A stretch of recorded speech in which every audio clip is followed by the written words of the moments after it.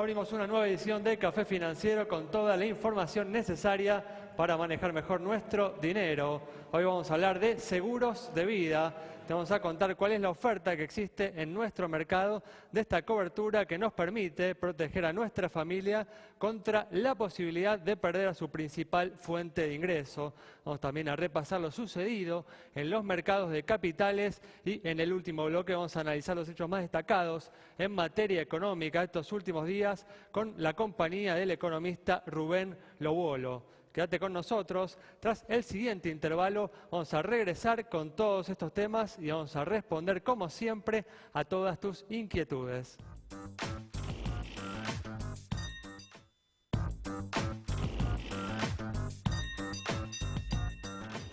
Bueno, ya estamos aquí con Santiago Chelala, también nos está acompañando Yamila Escala y una vez más está con nosotros Augusto Posleman para hacer el repaso habitual de lo sucedido en estos últimos días en los mercados de capitales. ¿Qué tal? ¿Cómo andan? Muy bien, ¿cómo les va? Gracias por estar aquí. Bueno, vamos a arrancar con los temas que tenemos para hoy y trascendió en los últimos días que la deuda de los importadores con el Banco Central estaría superando los 8.000 millones de dólares. Se habló mucho en estos meses, Santi, de la contribución que viene haciendo China justamente para sostener las reservas internacionales del Banco Central. Pero si esta cifra es válida, la contribución de los importadores sería aún más importante. Sí, es un tema. Muchos ya empezaron a hacer cuentas pensando en el próximo gobierno de cuáles son las reservas netas que tiene el Banco Central. ¿Y por qué, Ale? Porque de eso va a depender en gran medida cuál es el ritmo de evaluación esperado hacia adelante, cuántos son los dólares efectivos que van a quedar para el próximo gobierno. Decías muy bien, una deuda importante con los importadores que no se va a pagar, por supuesto, de un día para otro. Esto se va a ir saldando de a poco a medida que se vaya normalizando la situación cambiaria, por lo menos esto es lo que se espera. Y el swap con China. Muchos ya están hablando de que apenas la mitad de los 34.000 o 33.000 y pico de millones de dólares de las reservas serían las reservas netas, lo que realmente tiene el Banco Central. El resto, bueno, serían deudas, bonos, pasivos, cambios con swaps con otros bancos internacionales.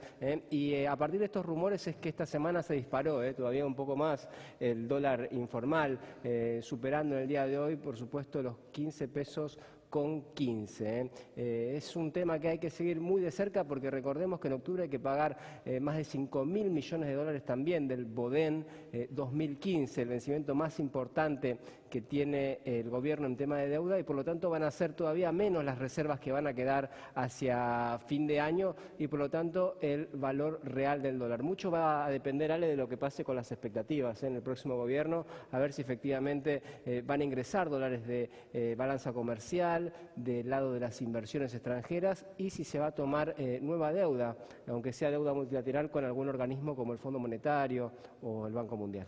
Desde ya, bueno, por lo pronto esta es otra de las herramientas que viene utilizando el gobierno para preservar las reservas y de ese modo tener el final más plácido posible en el frente cambiario para este mandato. Bueno, vamos a cambiar ahora de tema, vamos a brindar información de seguros de vida. ¿Cuál es la oferta que existe en nuestro mercado de esta cobertura que nos permite proteger a nuestra familia contra la posibilidad de perder a la principal fuente de ingresos del hogar?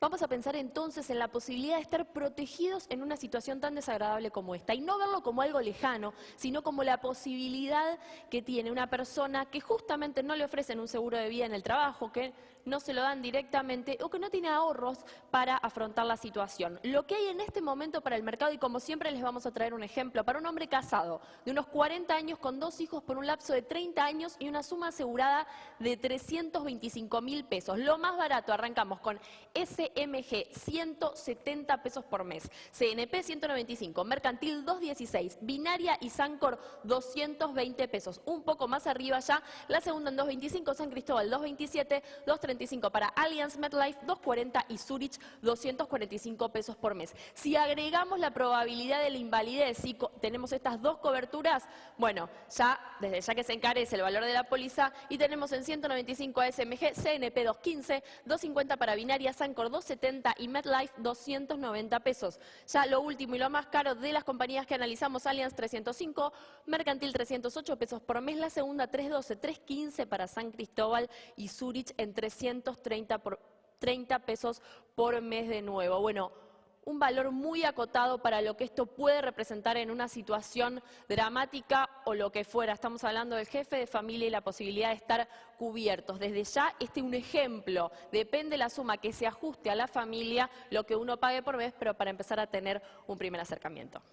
Bueno, una cobertura importante para que la pérdida importante, desde ya irreparable en lo afectivo, no se vea agravada por inconvenientes económicos. Bueno, vamos a comenzar por el repaso de lo sucedido en los mercados de capitales, donde una de las novedades de la semana ha sido la exitosa colocación del Bonad 17 por parte del gobierno. ¿Es así, Augusto?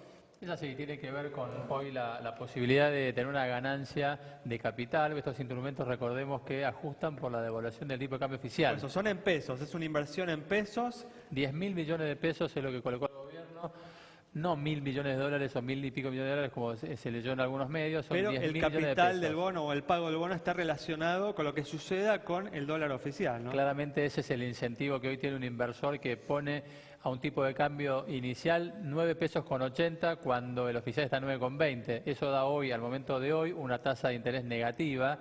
Claramente la apuesta del inversor en este tipo de instrumentos es a la devaluación futura del tipo de cambio. O una alternativa que hemos recomendado nosotros a lo largo de estos últimos meses, ¿no? Exactamente, yo creo que en los próximos meses lo vamos a estar viendo consolidarse este tipo de instrumentos. Muy bien, bueno, cerramos de esta manera este bloque. Quédate con nosotros, en instantes estamos de regreso. Jornada de actualización en seguros para productores, asesores y sus colaboradores. Inscribite en jornadasace.com.ar. Ya estamos de regreso y vamos a comenzar rápidamente a responder a todas tus consultas. Tenemos, por ejemplo, la de Eugenia sobre el estado del banco francés. Para Eugenia, entonces, que nos preguntó por el auspiciante principal, en este caso el flamante campeón de la Copa América, vemos sus números en pantalla, tiene un patrimonio de 11.126 millones de pesos, depósitos por 57.128 millones y resultados positivos de 1.195 millones de pesos. Buenos indicadores de solvencia y también de liquidez, cara sonriente para el banco francés. Bueno, como es de esperar, lamentablemente, a lo largo de la campaña electoral, los principales candidatos no muestran las cartas respecto a lo que harán en caso de ganar las elecciones y debemos especular en relación a lo que sucederá con la economía de acuerdo a quien gane. Bueno, Maite Peñoniori, a partir de esto, habló con la gente para conocer su impresión sobre este tema.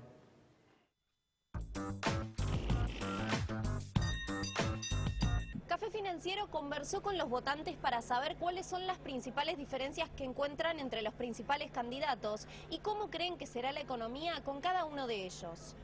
Principalmente tiene que ver más, entiendo, con el tema de la intervención del Estado que puede llegar a ser en materia económica, ser más liberal o más proteccionista en las medidas que se puedan tomar y la injerencia que puedan llegar a tener con respecto a las medidas políticas y cuánta libertad le den realmente al ciudadano común. Bueno, muchas propuestas no hay económicas ni de ningún tipo, ¿no? El oficialismo propone lo mismo y la oposición como que no está claro. Y en materia económica veo una gran diferencia entre las presidenciables. Por un lado se está jugando un proyecto de país, por otro lado se está jugando volver a los 90, a la crisis. Las diferencias son notables entre lo que puede ser Macri, lo que puede ser Scioli y lo que es Massa. De continuar con esta economía estamos todos fundidos. No se puede continuar más, ya lo estamos viendo a diario.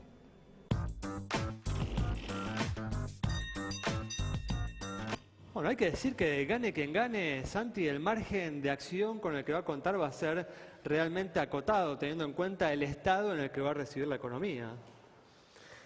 Así es, Ale, sí, la verdad que es importante que los candidatos, los principales candidatos comiencen a mostrar de alguna forma qué es lo que van a hacer. No creo que el electorado también merece conocerlo a la hora de votar y no después. Recordemos que cuando se puso el cepo cambiario, una semana después de las elecciones nadie avisó que eso venía en 2011. Bueno, muy bien, definitivamente es así, tal cual decís vos, Santi. Vamos a cambiar de tema, vamos a cerrar el repaso por lo sucedido en estos últimos días en los mercados de capitales y también ha sido un tema muy importante la caída estrepitosa en los precios de los commodities, Augusto.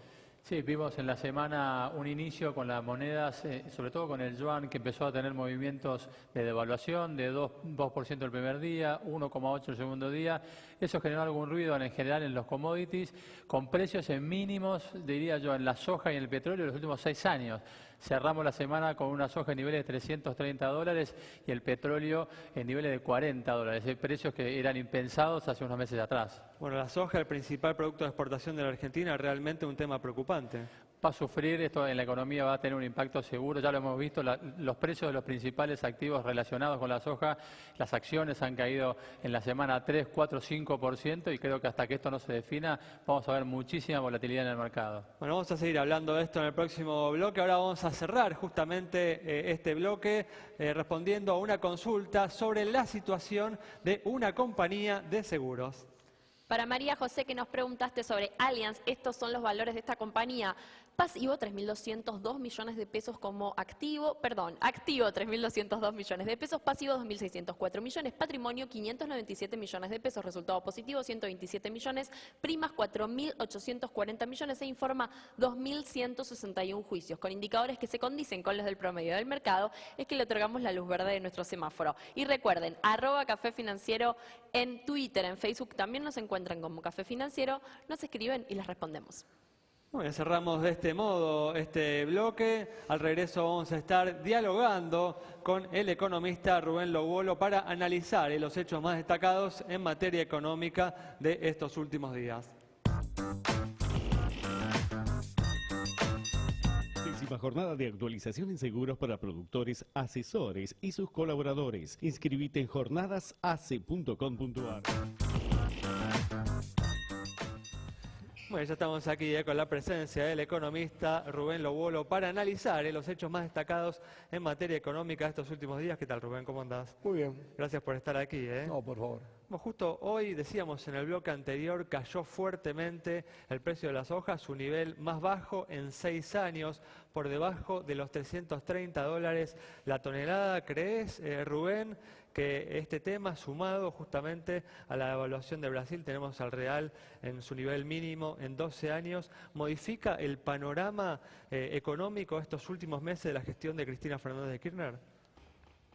Yo diría que continúa profundizando los problemas que ya veníamos teniendo, básicamente en el sector externo, que es uno de los problemas centrales de la economía argentina, y vuelve a poner de manifiesto la excepcionalidad del periodo de crecimiento económico argentino, particularmente en la primera gestión de la presidenta Kirchner, que tuvo un escenario internacional realmente muy favorable y que es la principal explicación de lo que pasó básicamente, digamos, después de la crisis del 2008. Entonces yo creo que sí, más allá de que esto era esperable, digamos, uno puede especular si va a caer más o va a caer menos, pero claramente lo que está pasando en la economía china es algo que se viene debatiendo hace tiempo y como siempre, como la economía china no necesariamente tiene una información muy transparente, se puede especular la dimensión del problema, pero evidentemente uno de los motores de la economía internacional se está frenando y fuerte, con lo cual tampoco debería sorprender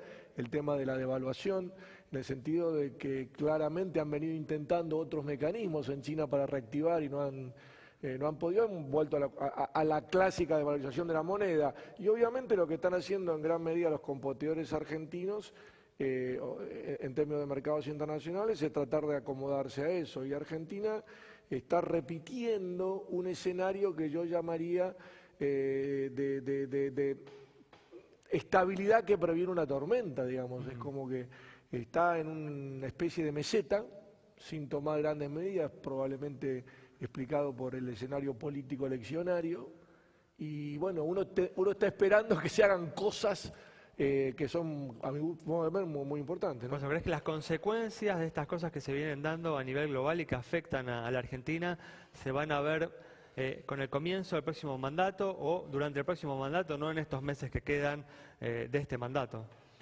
A ver, en economía es mucho más fácil describir los problemas que los tiempos, digamos, ¿no? Claro. O sea, los tiempos dependen mucho también de cómo se O comporta. sea, no descartás sobresaltos en estos próximos meses. No, para nada.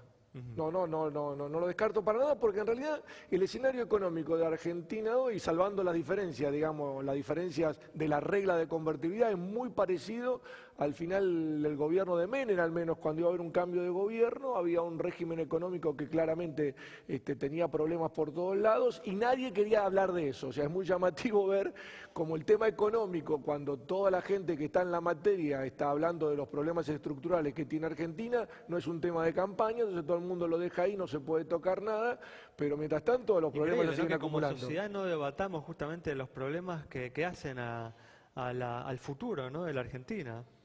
Me parece que en ese sentido Argentina ha venido decayendo en el contenido del debate, se ha vuelto un escenario político-económico muy cortoplacista y en cierto modo si los candidatos principales, digamos, de la campaña no hacen de esto un tema de agenda, básicamente se termina debatiendo las cuestiones que se están proponiendo en la agenda. A mí lo que me preocupa realmente, recién estaba escuchando, que no se animan a decir qué es lo que van a hacer. A mí lo que me preocupa es que no sepan lo que van a hacer o que no están diciendo lo que van a hacer porque, por ejemplo, piensan que este escenario se puede prolongar. Hoy, por ejemplo, en esta semana hubo un par de declaraciones de funcionarios oficiales que realmente son alarmantes. Si sacamos el cepo, vamos a un escenario de hiperinflación. Si sacamos el cepo, estamos en un escenario de macrodevaluación. Con lo cual la pregunta que sigue es, pero entonces vamos a vivir eternamente con el cepo, esa es la pregunta inmediata. Alguien habló hasta de Macri devaluación, ¿no? Así como... Sí, y a mí me llama otra vez, haciendo la comparación, es más o menos el mismo fantasma que agitaba en su momento el gobierno cuando decía los que quieren salir de la convertibilidad es porque están propiciando una devaluación y quieren perjudicar a los trabajadores, como si el escenario actual fuera un escenario que favorece a los trabajadores. Me parece que estamos realmente en una trampa dialéctica muy compleja. Bueno, antes decían que no había tal cosa como el cepo, o sea que no existía, o sea que desde ese punto de vista hubo un avance en ese sentido. Bueno, ese es otro problema. En realidad creo que muchas de las cosas no se discuten en Argentina porque se niegan. O sea, por ejemplo, acabamos de, quienes estamos permanentemente tratando de monitorear lo que pasa, sobre todo en las áreas sociales, acabamos de observar nuevamente como el INDEC publicita una película de ciencia ficción en relación con el mercado de empleo. O sea, Argentina es el único país, por ejemplo, en el mundo que lleva más de 2 años de recesión y el mercado de empleo aparentemente no reacciona frente a eso. O sea, es todo muy raro. Recordemos que esta semana el INDEC difundió las últimas cifras, ¿no? Que marcan un 6,6% de desocupación, ¿no? De las más bajas del mundo, ¿no? Sí, realmente me parece, bueno, ahí hay un tema que en algún momento también se va a tener que corregir, porque incluso acá también una fuerte desigualdad. Los que tenemos la posibilidad técnica de poder observar la economía de distintos ángulos y ver cuáles son las incompatibilidades e inconsistencias, podemos tener más o menos un panorama real de lo que está sucediendo. Pero la ciudadanía común realmente hace un tiempo que vive engañada, de un lado, del otro, de todos lados, con una cantidad de indicadores sobre la salud de la economía y de la sociedad que claramente no son adecuados. Ahora, uno de los principales asesores de Daniel Scioli, que es Mario Blecher, dijo esta semana que la herencia que deja este gobierno económica es perfectamente manejable. Rubén, ¿estás de acuerdo con eso? A ver, ¿Argentina ha tenido escenarios macroeconómicos más complejos que este? Sí. ¿Ha tenido escenarios macroeconómicos más fáciles que este? Sí. Es un escenario complejo, no tan crítico como los más críticos de Argentina, pero sí es un escenario muy complejo, muy crítico, y yo creo que va a tener que tomarse medidas para modificar la actual situación. Me parece que así no se puede continuar, o en todo caso, si se pretende seguir continuando con este tipo de escenarios, seguramente los problemas van a seguir agravándose. ¿Y se podría llegar a terminar una crisis como la del 2001, crees? A ver, esa es una comparación. La crisis, hay varias cosas comunes y algunas diferencias, digamos. La situación del sector externo es bastante común. La situación del sector fiscal es bastante parecida. Y probablemente al ritmo que está creciendo el déficit fiscal hoy en Argentina es más compleja. Claramente, Argentina hoy tiene una posibilidad de financiar ese déficit, básicamente lo está haciendo a través de la emisión, porque no tiene acceso a los mercados internacionales. Esto tiene ya un límite, está llegando a un punto de agotamiento. Quiero decir, es una situación diferente. La situación del sector bancario no tiene el problema estructural del sistema bimonetario, claro, con lo cual ahí también es no cabe esperar una crisis bancaria, pero sí claramente yo diría estamos en un escenario crítico al estilo de los típicos escenarios críticos de la década del 80, digamos, en donde básicamente, digamos, los dos déficits, por decirlo de alguna manera, el fuerte déficit fiscal, el fuerte déficit externo y el atraso del tipo de cambio, para hablar de tres variables macroeconómicas que acomodan el resto, están en una situación muy compleja y esto está repercutiendo muy fuerte en la economía real. Bueno, nos queda más o menos un minuto, Rubén. ¿Cuáles serían los principales, brevemente, ¿no?, temas sobre los que trabajaría justamente para corregir estos problemas que existen en la economía? Bueno, claramente hay que trabajar sobre la cuestión del tipo de cambio. Argentina no puede seguir con este juego, digamos, de tipo de cambio doblado. Hay que buscar un modo de corregirlo y hay que buscar un modo de tener un tipo de cambio mucho más remunerativo para el sector exportador, eso está claro. La segunda cuestión, que es estructural y que pasa también por la balanza comercial. Argentina no puede seguir teniendo un sistema productivo frenado por el cepo de las importaciones. Este es otro punto que hay que manejar inmediatamente. Y después, de una vez por todas, Argentina tiene que definir cuál es su proyecto productivo y de inserción internacional. Creo que claramente es uno de los países que más atrasa en ese sentido y hacen falta políticas inmediatas para revertir lo que viene pasando en los últimos 3-4 años. ¿Y en el área fiscal cómo trabajarías? El área fiscal es un área que, por suerte, digamos, del punto de vista tributario, ¿te referís? O sea, del punto de vista estrictamente tributario, tenemos hoy uno de los niveles de presiones tributarias realmente más interesantes de la historia argentina, con un sesgo regresivo que todavía continúa. El problema está fundamentalmente en el gasto. Y creo que ahí hay que rever no solamente la discusión sobre el nivel del gasto y su financiamiento, sino también la estructura del gasto, ¿no? Bueno, Rubén, muchas gracias por haber estado con nosotros. Nos vamos con estas opiniones de Rubén Lobolo sobre la situación de la economía y algunos de los desafíos que deberá afrontar el próximo gobierno para evitar que se vuelva a repetir la historia recurrente de crisis que tiene nuestro país. Nos reencontramos el próximo viernes a las 20 horas aquí en Metro.